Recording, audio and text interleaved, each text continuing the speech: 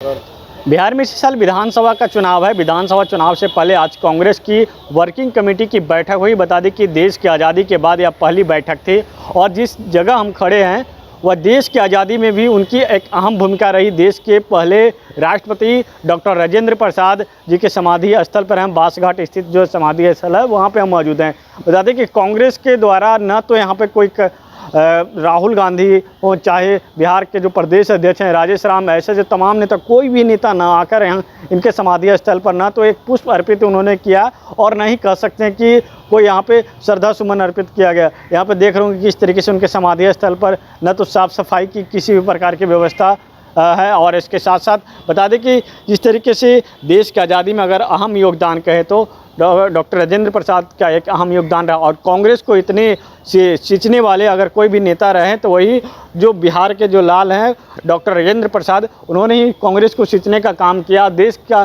पहला राष्ट्रपति बनने का भी बिहार से ही सौभाग्य का भी प्राप्त हुआ। लेकिन कांग्रेस अभी बिहार में वोटर अधिकार यात्रा पर निकली हुई थी, लेकिन उस यात्रा के दौरान भी लोग जो है आगे तक यहाँ तक आते हैं, लेकिन समाधि स्थल पर उनके कोई भी नेता आके एक पुष्प अर्पित नहीं करते। इससे पहले लोगों ने वोट चोर और गद्दी छोड़कर नारा दिया था। उस समय भी लोगों ने कई जो लोग आए थे यहाँ पर, लेकिन किसी ने एक कह सकते हैं कि समाधि स्थल पर किन्हीं ने लोगों ने पुष्प अर्पित नहीं किया। और आज जो वर्किंग कमेटी की बैठक जो हो रही है, उस वर्किंग कमेटी की बैठक के बाद बीच कह सकते हैं कि कोई नेता नहीं आए। वर्किंग कमेटी की बैठक में 51 ऐसे कांग्रेस के नेता हैं वो यहाँ पटना आए हुए हैं, लेकिन कोई भी नेता एक आकर अगर जो अपने कांग्रेस के जो पूर्वज हैं, कांग्रेस के पूर्वज हैं, उनके आकर ना तो एक श्रद्धा सुमन उन्होंने अर्पित किया, नहीं तो कुछ यहाँ कर पुष्प अर्पित किया, नहीं तो साफ़ सफाई की भी व्यवस्था की जाए। इस पर सवाल ये भी उठता है कि सरकार के द्वारा भी कि जो बिहार सरकार है और साथ ही साथ बिहार सरकार ने हाल ही में जो है कैबिनेट में प्रस्ताव भी ये पास किया और शिलान्यास भी हो गया कि इसके पीछे जो है एक बड़ा सा पार्क बनेगा। जो गैपिंग जो एरिया देख रहे हैं वहाँ पे वो बड़ा सा पार्क बनेगा। लेकिन कांग्रेस पे हम मेन फोकस किया जा रहा है कि कांग्रेस जो अभी बिहार में कह रही है कि हम पुराने जनाधार में फिर से हम लौट रहे हैं। और उन्होंने आज एक अच्छी नारा भी उन्होंने दिया कि भाई हम 2023 में जब हम वर्किंग कमेटी की बैठक तेलंगाना में की थी तो वहाँ पर हमारी सरकार बनी थी। आज बिहार में भी महागठबंधन की सरकार बनेगी, लेकिन बिहार में कैसे महागठबंधन की सरकार बनेगी इसकी अभी तक कोई रूपरेखा तय नहीं की गई है।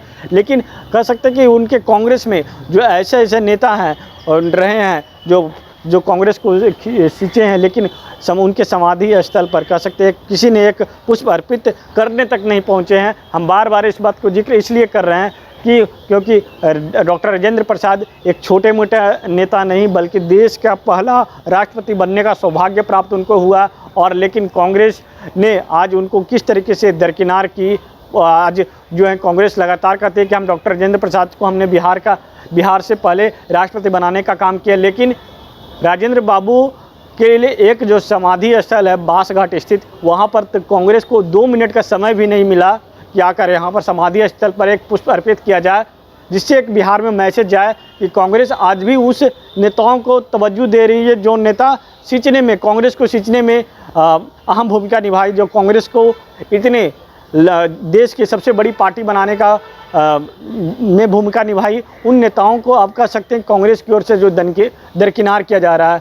डॉक्टर राजेंद्र प्रसाद के बात कर सकते हैं पंडित जवाहरलाल नेहरू, ऐसे जो पंडित जवाहरलाल नेहरू को लोग जिक्र जरूर करते हैं, राजेंद्र बाबू को लोग जो हैं कम ही लोग हैं कांग्रेस में ऐसे। राहुल गांधी हो, चाहे सोनिया गांधी हो, चाहे अभी जो मल्लिकार्जुन खड़गे हैं जो कांग्रेस के राष्ट्रीय अध्यक्ष हो, कोई भी राजेंद्र बाबू का नाम लेने से भी जो है थोड़ा सा बिहार में जब आते हैं तो सहानुभूति के रूप से जो है नाम ले लेते हैं। लेकिन उनके कांग्रेस सदाकत आश्रम से महज 2.5-3 किलोमीटर की दूरी पर जो समाधि स्थल है वहाँ आकर न तो राहुल गांधी को समय मिलता है, न ही मल्लिकार्जुन खड़गे को समय मिलता है, न ही जो जयराम रमेश है, न ही जो पार्टी के जो महासचिव है केसी वेणुगोपाल, उनको समय मिलता है। कोई भी आकर यहाँ पर पुष्प अर्पित करने के लिए तक नहीं पहुँचते हैं। अब यह सवाल उठता है क्या कांग्रेस अपनी पुरानी जो ज़मीन है उसको खो दी है और नए एक समीकरण में ढूंढने चली है। सहयोगी तापेश के साथ विवेक रंजन निवास को पटना।